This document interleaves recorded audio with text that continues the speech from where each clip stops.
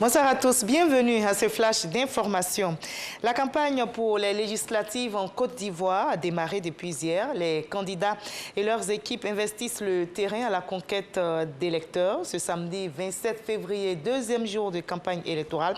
Quelle est l'ambiance dans les différentes localités? Éléments de réponse dans l'édition de 20h avec nos reporters déployés dans les différentes circonscriptions. Avant le rendez-vous dans les urnes le 6 mars prochain, on sème les graines de la paix. L'initiative du Club des Amis de la Culture pour la paix et la réconciliation qui sillonne en ce moment les régions ivoiriennes. Cible principale, la jeunesse. Le Club des Amis de la Culture sensibilise pour des élections apaisées. À Bokanda, les jeunes ont été invités à choisir la paix et à tourner définitivement le dos à la violence. On en sait plus avec notre reporter Jean Magagui.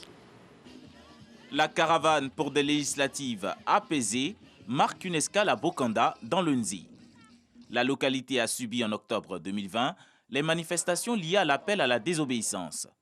4 mois plus tard, les jeunes se disent prêts à se détourner des actes de violence, surtout en période électorale.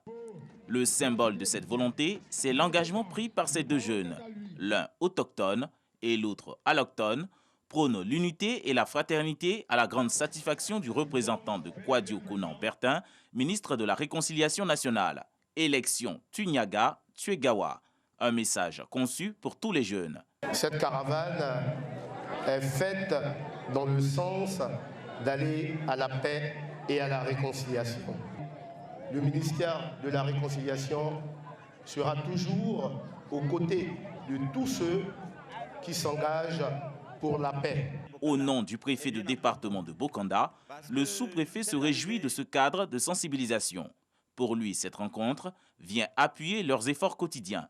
Les populations de Bokanda vont entendre le message de la paix et de la réconciliation. Élection, ce n'est pas Niaga, mais élection, c'est aller vers une compétition saine et libre, au sortir de laquelle nous allons aller au développement. Autour du sport, des arts et de la culture, le message de paix et de réconciliation est relayé efficacement. Voir des jeunes de toutes les ethnies, de tous les âges, s'amuser sur une pelouse, fraternellement, sans casser, sans brûler, sans s'affronter, sans voir le sang couler. C'est cette belle image que je voudrais garder de Bokanda. Que cet état d'esprit demeure en vous. Serge Koléa, ambassadeur de la paix, et son équipe seront sur le terrain jusqu'au 5 mars prochain. Voilà, et que la paix demeure en chacun de nous, car la paix favorise le développement, le bien-être. Les populations du quartier Sagbé dans la commune d'Abobo peuvent en témoigner. Elles ont désormais de l'eau potable dans leur robinet. Celles d'Akeikwa connaîtront le même sort dans exactement 6 mois. Les travaux d'alimentation en eau potable ont démarré hier. Le ministre de l'Hydraulique, Laurent Tchagba, a lancé les travaux de canalisation et d'extension des réseaux qui permettront ainsi de renforcer l'accès à l'eau potable dans cette partie d'Abidjan. On valorise aussi la culture dans notre pays. Le concours Aoulaba 2021 a été lancé cette semaine dans les locaux de l'UNESCO à Abidjan. Cette édition qui enregistre des innovations se tiendra dans plusieurs localités à l'intérieur du pays ainsi qu'à Abidjan. Aoulaba, concours de valorisation et promotion des valeurs culturelles ivoiriennes, est soutenu par l'UNESCO.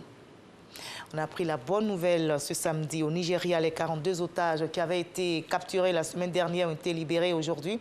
Il s'agit de 27 élèves, 12 professeurs et des membres de leur famille capturés par des hommes armés après l'attaque d'un pensionnat. Les détails sur les conditions de leur libération ne sont pas encore connus, mais l'inquiétude demeure par ailleurs pour les 317 jeunes filles capturées dans un lycée public de l'État voisin de Zamfara, toujours dans la même région. Cette région des bandes armées multiplie les exactions depuis une décennie. L'ambassadeur birman à l'ONU se désolidarise de la junte qui a pris le pouvoir par la force dans son pays. Hier, vendredi 26 février, il s'est adressé à ses homologues dans l'hémicycle de l'Assemblée générale des Nations unies à New York.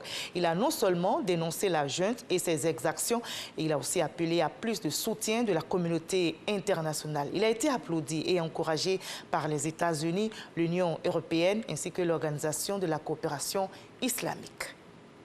On se retrouve à 20h pour la grande édition tout à l'heure.